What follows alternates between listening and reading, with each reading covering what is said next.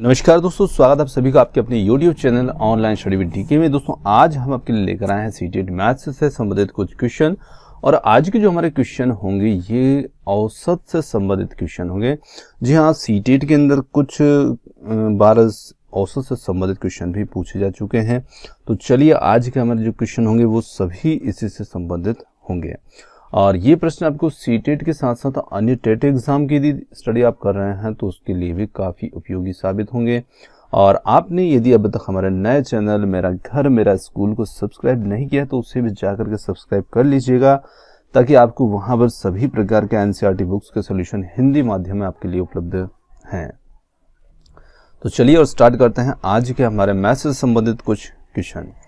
देखिए first question है यहाँ पर, यदि 20 परिणामों का औसत 30 है और 30 अन्य परिणामों का औसत 20 हो तो सभी परिणामों का औसत क्या होगा। बहुत अच्छा प्रश्न है। देखिए यहाँ पर आप चाहे तो इसे ट्रिक से भी कर सकते हैं, या आप ऐसे औसत जो जनरली आप जानते हैं कि जितने संख्याएं होती है और उनका योग होता है उसमें जोड़ करके हम उनका भाग देते हैं, उसी तरीके से भी आप चाहे तो इसे निकाल सकते हैं। बहुत ही सिंपल सा प्रश्न है। देखिए सबसे पहले यहाँ पर हम ट्रिक से इसको हल करने की कोशिश करते हैं। देखिए यहाँ पर क्या दिया है कि 20 परिणामों का औसत 30 है और 30 परिणामों का औसत 20 है। तो देखिए यदि हम इसे x मान लें तो यहाँ पर औसत को y मान लें, तो यहाँ पर y दिया है और यहाँ पर x दिया है, मतलब संख्या तो समान ही है ना। यहाँ 20 परिणाम है, औसत 30 है, और यहाँ 30 परिणाम है, उनका औसत 20 है। तो यदि इस प्रकार से यदि आपको क्वेश्चन पूछा जाता है तो इसके लिए आप औसत सभी परिणामों का जब निकालते हैं तो यहाँ पर आप जो सूत्र ट्रिक है फॉर्मूला है वो अपना सकते हैं। ये 2xy, देखिए xy का मतलब यदि आपको यहाँ संख्या दी है उसका औसत ये दिया है और फिर वही यहाँ दे रखी है और उसका औसत ये दिया है, मतलब उसको उलट दिया है, तो आप उस स्थिति में ये ट्रिक अपना सकते हैं 2xy, और इसमें हम भाग देंगे x प्लस y का। अब देखिए ट्रिक से भी समझाऊंगा और आपको जानते हैं जो तरीका उससे भी आपको ये सवाल समझाऊंगा।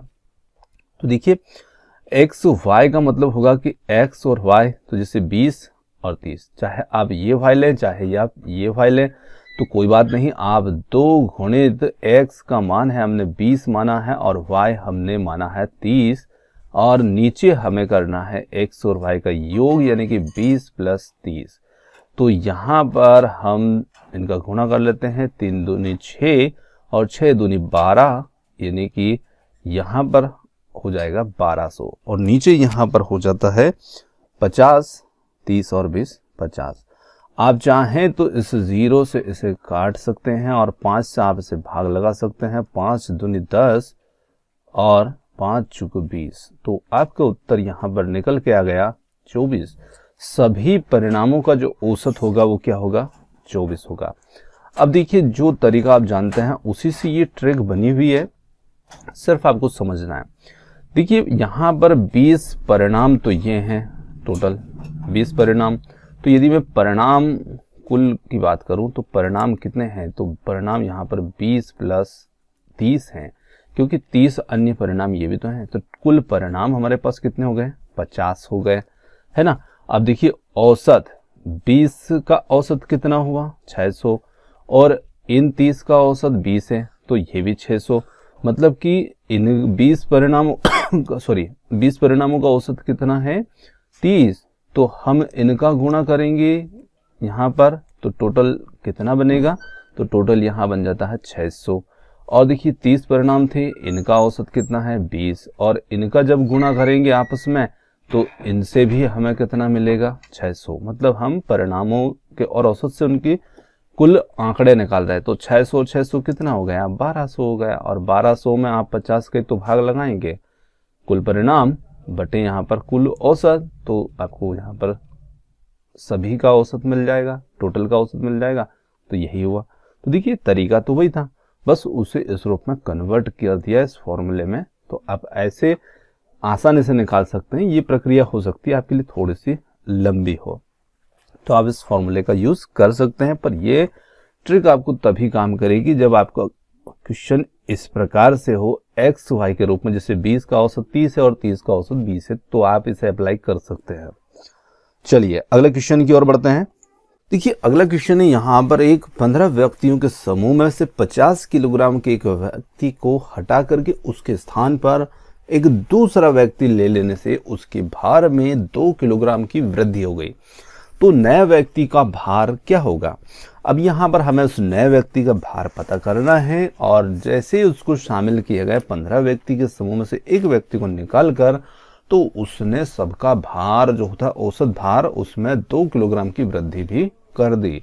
तो निश्चित यहाँ पर नया व्यक्ति जो है वो 50 किलोग्राम से तो ज़्यादा का ही होगा, क्योंकि भाई भार जो है वो बढ़ रहा है, तो उसी से हमें पता लग रहा है। तो यहाँ पर ऑप्शन डी तो हमारा कैंसिल ही हो गया कि 45 का तो वो होगा ही नहीं।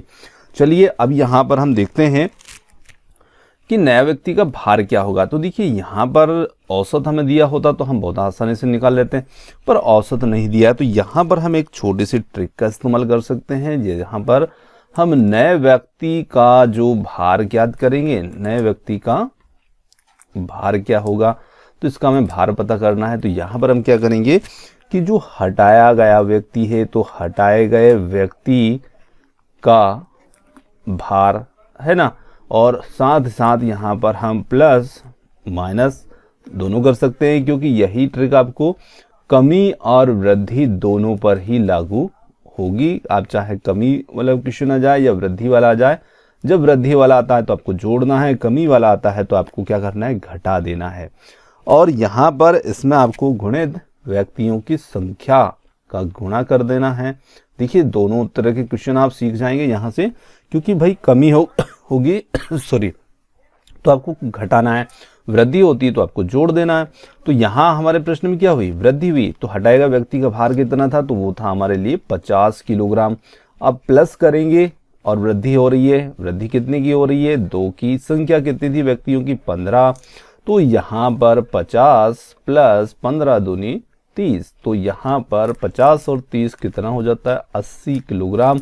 नए व्यक्ति का जो भार होगा वो कितना होगा, 80 किलोग्राम। अब यहाँ पर 80 हमें कौन से विकल्प में दिया है, ऑप्शन ए में दिया है, तो ऑप्शन ए हमारा यहाँ पर सही उत्तर हो जाएगा। चलिए अगले क्वेश्चन की ओर बढ़ते हैं।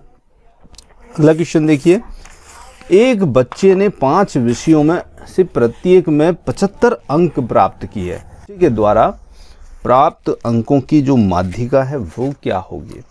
तो देखिए बच्चे ने 5 विषय में 75 अंक प्राप्त किए, मतलब कि सब में बराबर प्राप्त किए, तो माध्यिका भी वही हो जाएगी, क्योंकि भाई वो किसी में कम ज़्यादा करता तो हम उसको जोड़कर 5 का भाग लगाते हैं, परंतु यहाँ पर 75 ही हमारा उत्तर होगा। कोई आपको हल करने की इसमें आवश्यकता नहीं है। और ध्यान रखिएगा कि ये जो प्रश्न है ये सीटेट में पूछा गया प्रश्न है ना, तो यहाँ पर हमारा उत्तर जो होगा वो 75 ही होगा। चलिए अगले क्वेश्चन की ओर बढ़ते हैं।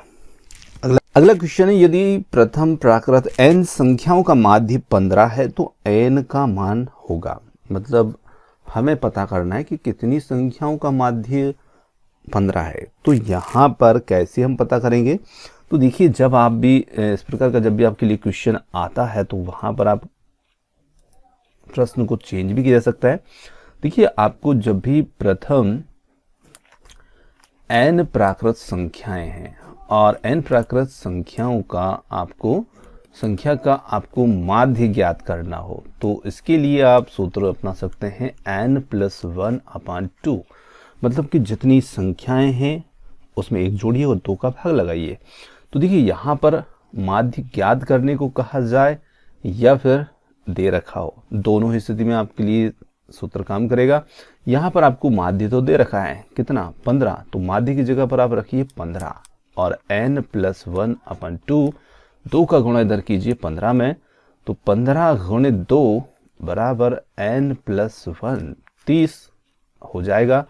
और n+1, 30 से हम 1 को घटाएंगे तो यहाँ पर n निकल के आएगा 29, n बराबर 29। अब देखिए आपको प्रश्न को थोड़ा सा चेंज करके दिखाते हैं। अब आपके लिए प्रश्न है कि यदि प्रथम प्राकृत 29 संख्याओं का माध्य 15 हो, माध्य ज्ञात कीजिए, ऐसा प्रश्न आपको दिया कि प्रथम 29 प्राकृत संख्याओं का माध्य ज्ञात कीजिए। तो भी आप क्या करेंगे, 29 प्लस 1 करेंगे। उस स्थिति में आपके लिए ये होगा सवाल हल 29 प्लस 1/2। तो आप क्या करेंगे, 29 और 1 30, 30/2 यानी कि 15। तो आपका माध्य कितना निकल के आएगा, 15। तो आपसे माध्य पूछा जाए या माध्य दे रखा संख्या पूछी जाए, दोनों तरीके से आप इसे ज्ञात कर सकते हैं इस प्रकार से। चलिए अगले क्वेश्चन की ओर बढ़ते हैं। देखिए अगला क्वेश्चन है यहाँ पर, विभाजन के एक प्रश्न में रवि ने गलती से 3 के स्थान पर 8 से भाग दे दिया। कोई भी एक संख्या थी, उसे 3 के स्थान पर 8 से भाग दे दिया और उत्तर 15 से कम प्राप्त किया। तो सही उत्तर क्या होगा? तो यहाँ पर कैसे हल करेंगे, देखिए मान लिया कि वो जो संख्या थी जिसमें भाग लगाना था उसे हम बोलते हैं भाज्य। माना कि संख्या जो भाज्य संख्या थी यहाँ पर x है। अब रवि क्या करता, x को 3 से भाग लगाता, पर उसने गलती से लगा दिया 8 से। तो जितना उत्तर उसका ज़्यादा हुआ उसे हम इसमें से घटा सकते हैं, तो वो हमारा सही उत्तर निकल आएगा। देखिए अब यहाँ पर क्या करना होगा, हमें इनका एलसीएम लेना होगा। तो एलसीएम हम लेते हैं 24 और 3 8 24, 8x और 8 से भाग लगाएंगे 3x बराबर 15। 24 का इधर 15 में गुणा कर दीजिए, 8 में से 3 घटाएंगे कितना बचेगा, तो यहाँ पर बचता है 5x बराबर 24 गुणित 15। x का हमें मान निकालना है, तो 24 गुणित 15/5। 5 से हम इसे काटेंगे 3 और 24 3 72। तो x बराबर 72 तो वो संख्या हो गई, है ना। अब देखिए वो इसे भाग लगाएगा किससे, 3 से। सही रूप से भाग लगाता तो 72 में यदि वो 3 का भाग लगाता तो यहाँ पर उसका जो सही उत्तर होगा वो क्या होगा, तो वो होगा 24। तो उत्तर कितना होता, 24। तो इस प्रकार से हम कह सकते हैं कि यहाँ पर सही उत्तर होगा 24। तो इसके लिए हमारा विकल्प ए जो है वो बिल्कुल सही है। ये चलिए अब देखिए, यदि 72 को मैं उत्तर की जांच कर रहा हूँ यहाँ पर थोड़ा सा आपको दिखाने के लिए। जैसे ये 15 दिया था कि उत्तर 15 से कम प्राप्त किया, तो ये देखिए यदि 72 को मैं 8 से भाग लगाता हूँ तो कितना आएगा, 8 9 72 और 24 और यहाँ पर प्राप्त हुआ उससे उत्तर 9।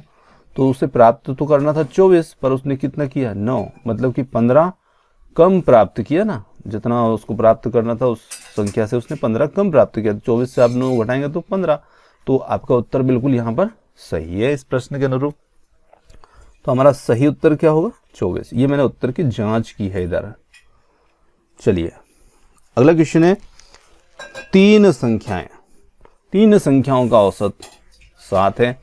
अब देखिए जब भी आपको औसत दिया होता है तो आप कुल परिणाम ज्ञात कर सकते हैं। औसत कितना दिया, 7। तो यहां पर हम कुल परिणाम ज्ञात कर सकते हैं 7 गुणित 3 संख्याएं दी तो 21। इनका अभिष्ट योग जो होगा, मतलब जो कुल योग होगा, कुल परिणाम कह दें, कुल योग कह दें, कोई भी बात हम कह सकते हैं। कितना हो, 21। अब देखिए पहली 2 संख्याओं का औसत 4 है।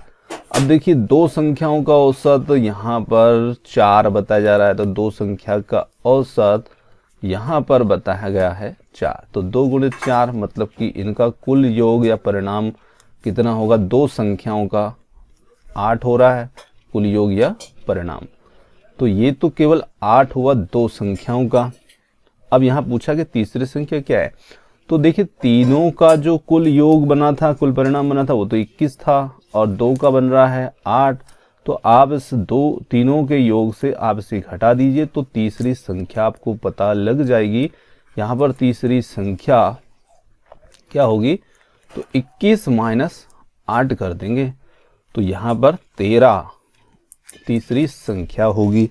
तो यहाँ पर 13 हमारा उत्तर होगा, है ना। तो ये हमारा 13 उत्तर हो जाएगा। और ये हमें कौन से विकल्प में दिया है, ये दिया है हमें ऑप्शन फर्स्ट ए वाले में दे रखा है 13। तो दोस्तों ये थे आज के हमारे गणित के औसत से संबंधित कुछ अति महत्वपूर्ण क्वेश्चन। और क्वेश्चन आपको कैसे लगे कमेंट्स करके ज़रूर बताइएगा। वीडियो पसंद आया तो वीडियो को लाइक शेयर, चैनल को सब्सक्राइब करना मत भूलिएगा। आपने हमें सुना उसके लिए बहुत बहुत धन्यवाद। थैंक यू सो मच और मिलते हैं जल्द ही एक और नए किसी वीडियो के साथ।